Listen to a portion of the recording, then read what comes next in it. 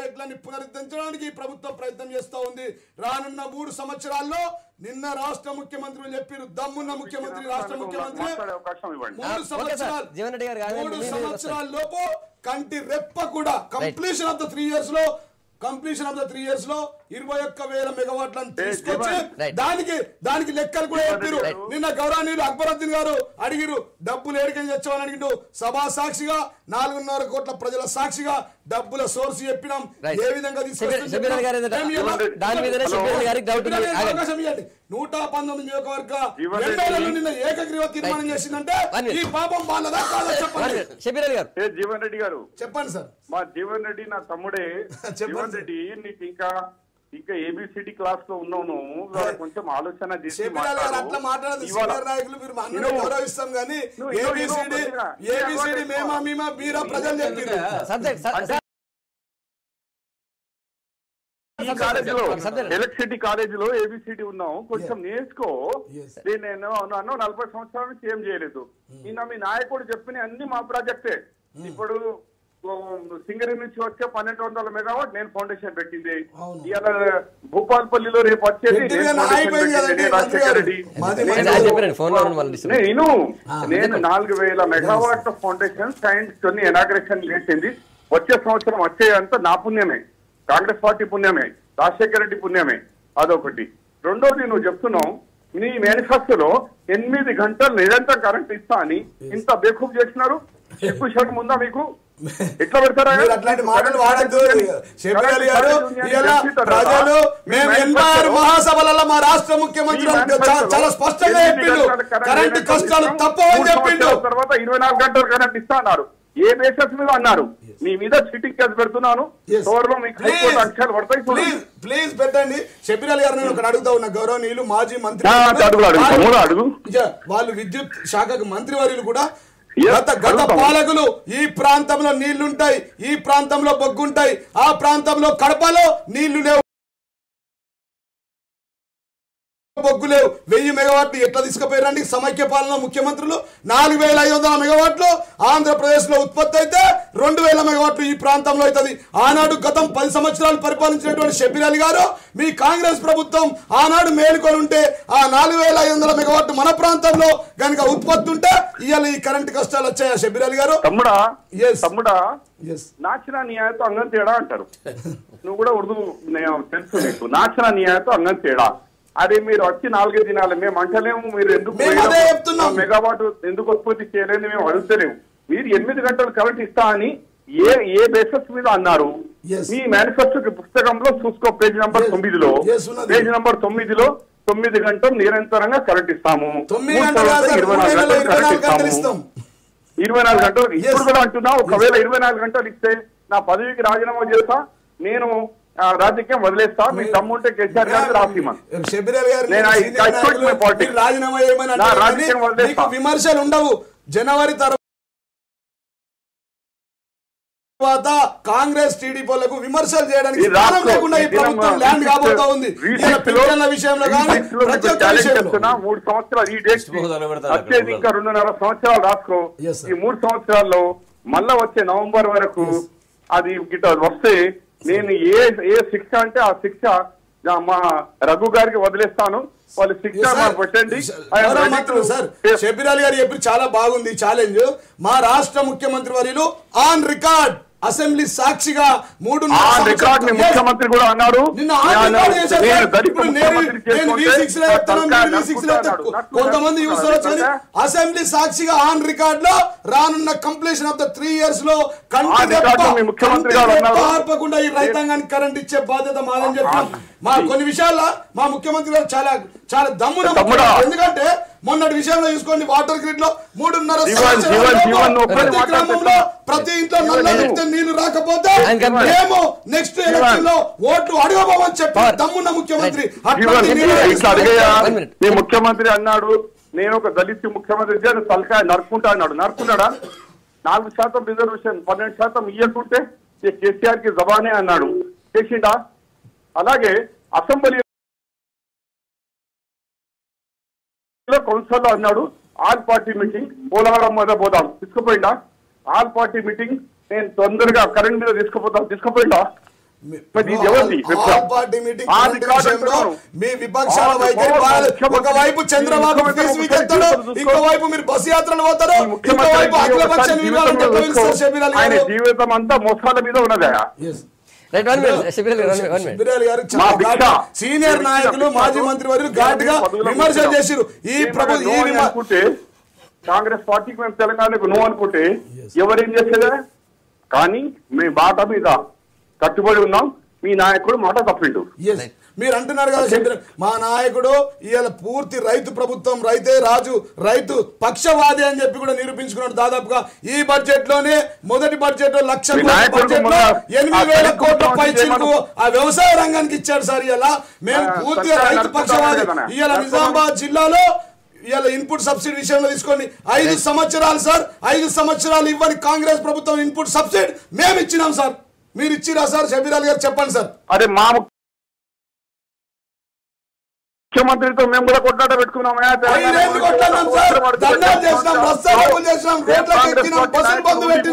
ముఖ్యమంత్రి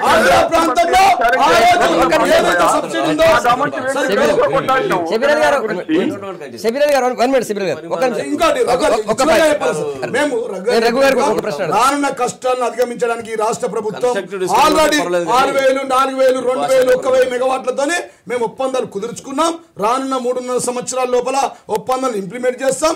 ఇక్కడ గత కాంగ్రెస్ పాలనలో చేయనంటే ఏవైతే కేంద్రాలు కేంద్రాలున్నాయో ఖచ్చితంగా రఘుగారు లాంటి సలహాలు తీసుకొని ఈ రాష్ట్ర ప్రభుత్వం విద్యుత్ కష్టాల నుంచి బయటకు వెళ్ళడానికి ప్రయత్నం చేస్తామని చెప్పింది కావచ్చు. ఇప్పుడు కూడా షబీర్ గారు పెద్దిరెడ్డి గారు చెప్పేది అంటే సెంట్రల్ లో ఉన్నటువంటి సెంట్రల్ పూల్ నుంచి పవర్ తీసుకునే ప్రయత్నం చేయాలి. రెండోది ఆంధ్రప్రదేశ్కి ఇచ్చే విద్యుత్తును కూడా ఇటు మళ్లించుకోవాలని అంటున్నారు, సలహా ఇస్తున్నారు. అది ఎట్లా సాధ్యమవుతుందా?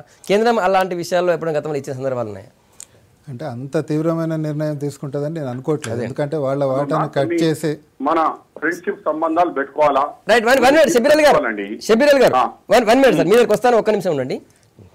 అంటే ఇప్పుడు కేంద్ర ప్రభుత్వం వాళ్ళు కమిటీ రిపోర్ట్ తర్వాత అంత తీవ్రమైన నిర్ణయం, ఎందుకంటే అది ఆంధ్రప్రదేశ్ ప్రభుత్వం అమలు చేయకుంటే తీసుకోవాల్సిన నిర్ణయం. ఎందుకంటే తెలంగాణకు రావాల్సిన వాటా రాకుండా ఉంటే అప్పుడు కేంద్ర వాటాల్లో నుంచి అదనంగా అక్కడి నుంచి అంటే అక్కడ పవర్ ప్లాంట్ల నుంచి ఇవ్వడం అనేది అంత తీవ్రమైన నిర్ణయం అవుతుందని నేను అనుకోవట్లేదు. వాళ్ళు క్లియర్గా పీపీఎస్ ఉన్న రూపంలో కొనసాగాలి అనేది వాళ్ళు అక్కడి వరకు ఇచ్చినా సరే మనకు సరిపోతుంది. కాబట్టి ఇమ్మీడియట్గా దాని మీద, ఎందుకంటే ఇంకా ఈ మంత్ ఎండ్ వరకు ఆగాల్సిన అవసరం లేదు. ఎందుకంటే వాళ్ళు రిపోర్ట్ ఇవ్వడమే మంత్ ఎండ్ అంటే మళ్ళీ ఆ రిపోర్ట్ మీద మళ్ళీ కేంద్ర ప్రభుత్వము దాని మీద ఒక నిర్ణయం తీసుకొని ఒక డైరెక్షన్స్ పాస్ చేసి మళ్ళీ ఈ లోపల ఏమి పరిణామాలు అయితే తెలియదు. కాబట్టి ఇమ్మీడియట్గా దాని మీద తీసుకోవడంతో పాటు కేవలం పీపీఏలతోటే మొత్తం సమస్య వచ్చింది అనేది కూడా చరిత్రను మనము తప్పు చేసినట్టు అవుతుంది. ఎందుకంటే దాదాపు 60 ఏళ్ల పాటు విద్యుత్ ఇది ఉన్నప్పుడు విద్యుత్ కొనుగోలు ఒప్పందాలు గతంలో కొనసాగినాయి. అంటే రాష్ట్ర విభజనకు ముందు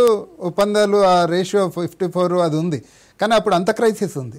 అంటే క్రైసిస్ అనేది 3 రకాలు. ఇప్పుడు పీపీఏల కారణంగా దాదాపు 40% విద్యుత్ కొరత వస్తుంటే, దాదాపు గత ప్రభుత్వాలలో మనకు పూర్తి స్థాయిలో ప్రాజెక్టులు కట్టకపోవడం వలన ఒక 30-40%, అన్రెస్ట్రిక్టెడ్ డిమాండ్ కూడా విపరీతంగా పెరగడం కారణంగా ఒక 30%. అంటే దీనికి అనేక కోణాలు ఉన్నాయి. అన్ని కోణాలను కూడా అడ్రస్ చేయాలి. ఇవన్నీ అంశాలు చర్చ జరిగించాలి సీరియస్. కానీ ఇక ముందు చెప్పేదంటే ఇప్పుడు మనకు పవర్ వస్తుందంటే 3 ఏళ్ళని వాళ్ళే చెప్తున్నారు. సో ఆ 3 ఏళ్ల వరకు కరెంట్ కొరత ఉండకుండా ఉండాలంటే ఏం చేయాలి? ఫస్ట్ ఇందా చెప్పినట్టు కేంద్ర ప్రభుత్వం తక్షణ నిర్ణయం తీసుకోవాలి. రెండోది కేంద్ర ప్రభుత్వం తలగ్గలేదు, అక్కడ ఆల్రెడీ మన వైపు మేము కోరేది ఏంటంటే, ఇప్పుడు గ్యాస్ పవర్ ప్రాజెక్ట్స్ దాదాపు 2,500 మెగావాట్ల ప్రాజెక్టులు ఉన్నాయి. దాంట్లో తెలంగాణకు 54% వాటా ఇవ్వడానికి ఆంధ్రప్రదేశ్ అక్కడ అభ్యంతరం ఏం చెప్పట్లేదు. సమస్య ఏంటంటే వాటికి గ్యాస్ లేదు. కానీ కృష్ణా గోదావరి బేసిన్ లో కృష్ణా గోదావరి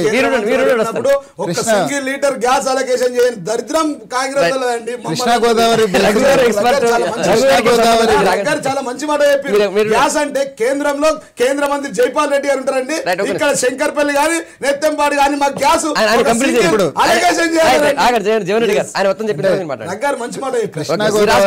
ఇమీడియట్ గా కేంద్ర ప్రభుత్వం మీద అంటే ఈ ఒక్క రిజల్ట్ పీపీఎస్ఏ కాకుండా ఆ గ్యాస్ ప్రాజెక్టులు నడిచేటట్టు ఇమ్మీడియట్ గ్యాస్ ఉందనేది అందరికీ తెలుసు. కానీ ఫర్ సమ్ రీజన్స్ అక్కడ రిలయన్స్ వాళ్ళు సరఫరా చేయకుండా వాళ్ళు సమ్ రేటు గురించో దేని గురించో మొన్న రేటు కూడా పెంచారు కాబట్టి ఇప్పుడు పెద్ద అబ్జెక్షన్ ఉండదు కాబట్టి గ్యాస్ సరఫరా చేస్తే దాదాపు 1300 మెగావాట్ల సామర్థ్యం ఒక వారం రోజుల్లో చేసే అవకాశం వారం రోజుల్లో వస్తుంది. రెండోది ఏంటంటే మేము కోరుకునేది సోలార్ ప్రాజెక్టుల నిర్మాణ కాలం 6 నెలల పాటు.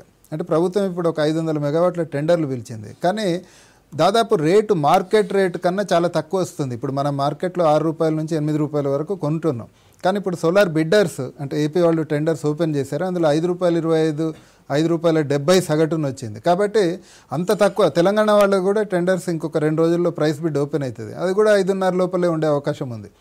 మేము కోరేది ఏంటంటే సరే ఈ గొడవ అనేది మాకు తెలిసి కొనసాగుతూనే ఉంటుంది కాబట్టి పూర్తిగా దాని మీద ఆధారపడకుండా ఒక 3000 మెగావాట్ల సోలార్ ప్లాంట్ల నిర్మాణ కాలం 4 నెలలు పడుతుంది. ఒక 2 నెలల పాటు టెండర్ ప్రక్రియలు ఇవన్నీ అదనంగా అనుకుంటే మనము ఒక 6 నెలల్లో 3000 మెగావాట్ల సామర్థ్యం ఉన్న ప్రాజెక్టులు పెట్టవచ్చు.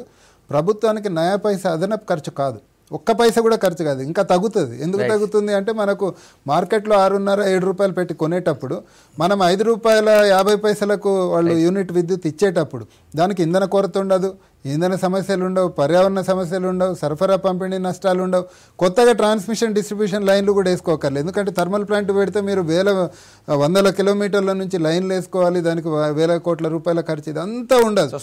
6 నెలల లోపల అంటే మొత్తం సమస్య పరిష్కారం కాదు, రైతాంగ సమస్య పరిష్కారం మాత్రం అయిపోతుంది. ఎందుకంటే 4 గంటలు 5 గంటలు ఇవ్వగలుగుతాం. ఒక 3000 మెగావాట్లు పెడితే 2 గంటలు అదనంగా ఇవ్వడానికి సాధ్యమవుతుంది. ఫైనల్ గా ఇప్పుడు ఏదో కన్స్ట్రక్టివ్ గా చర్చ జరుగుతుంది. మీరు కూడా వెళ్ళకండి, ఇప్పుడు నాకు అవసరం కూడా లేదు. చెప్పండి. ఈ వేదికను ఒక ఉపన్యాస వేదిక కింద వాడుకొని నేను బాగా మాట్లాడుకునే తృప్తి చెందే విధంగా మాట్లాడుతున్నాను. బాధ్యత ప్రభుత్వానికి చాలా పేషెన్స్ ఉండాలి. అయిపోయింది అలా అయిపోయింది. గుణం ఏం చేయలేదు.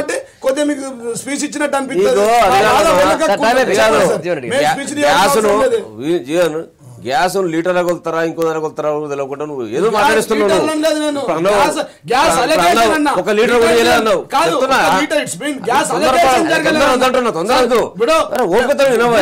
కాబట్టి మాట్లాడుతున్నాం సార్. గ్యాస్ అలొకేషన్ కేంద్ర మంత్రి మాట్లాడాలి, ఏమైంది అది ఎవరు అది కొత్త అది ఎవరు తెలియని విషయం. అసెంబ్లీ ఇదేమన్నా ఇది అసెంబ్లీ ఇది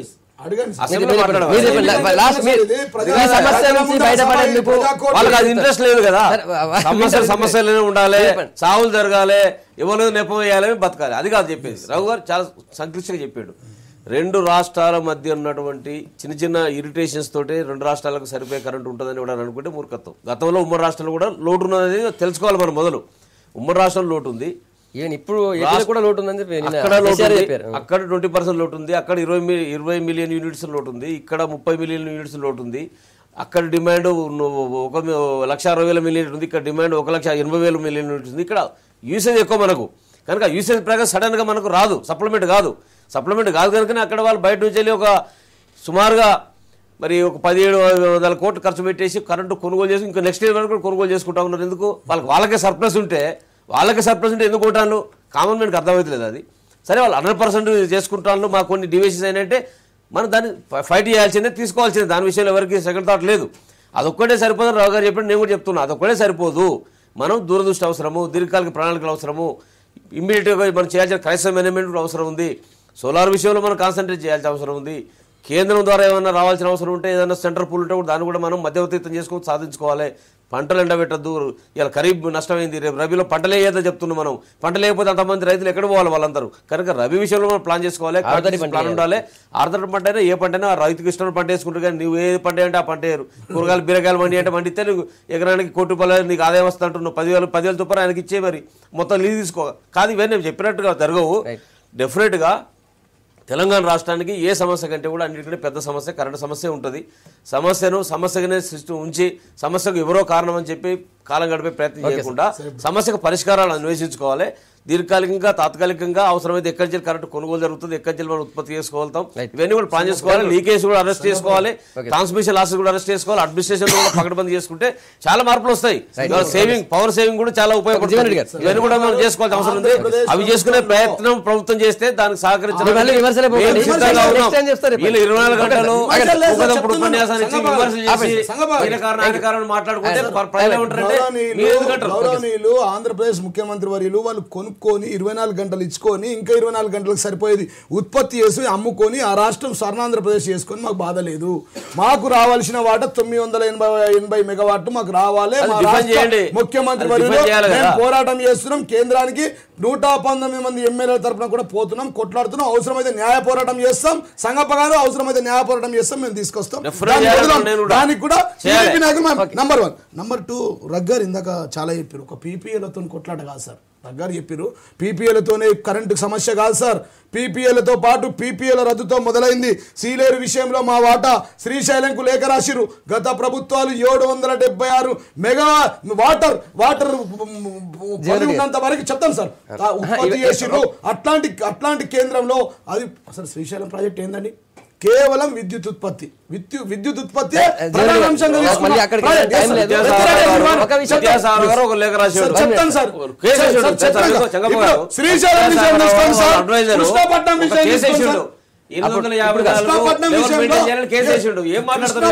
కృష్ణాపట్నం 1050 కోట్ల మేము పెట్టుబడి పెట్టినామని మా రాష్ట్ర ముఖ్యమంత్రి అసెంబ్లీ సాక్షిగా చెప్పడం జరిగింది.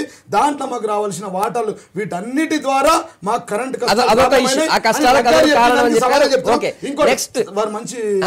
మంచి సజెషన్